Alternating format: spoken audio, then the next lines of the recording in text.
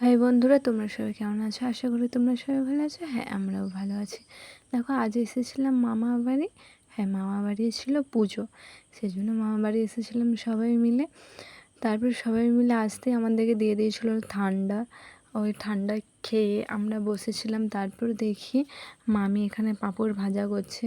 ওখান থেকে দুটো আনতে গিয়েছিলাম কিন্তু দিলনি, দেখেই পালিয়ে আসলাম। তারপরে একটু বেরোবেরি করতে গিয়েছিলাম, কারণ যেখানটায় পুজো হচ্ছিলো সেই মন্দিরটা দেখতে গিয়েছিলাম। সেই মন্দিরটা দেখে টেখে আমরা এবার পুরোটা ঘুরে নিলাম, ওখানে আশপাশটা যে কেমন কীরকম। আর না, আর সেদিন ছিল জাগরণ, মানে পুজোটা তার পরের দিনে ছিল, সেদিন ছিল জাগরণ। তারপরে এই সামনে ওখানে বক্স লাগানো ছিল, বক্সের কাছকে যাইনি। তারপরে রাস্তা ধরে আবার মামা বাড়িতে চলে আসছিলাম, কারণ আমরা খেয়ে যাইনি। আর মামি বারবার ধরে ফোন করছিল খাওয়ার জন্য। তবে এসে আমরা এখানে বসে পড়েছি খাওয়ার জন্য।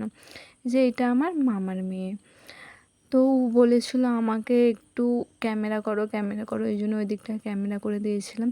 তারপরে যে এখানে বড় মামি ছোটো মামি মিলে ভাত ডাল দিয়ে দিল, তারপরে দিয়ে দিল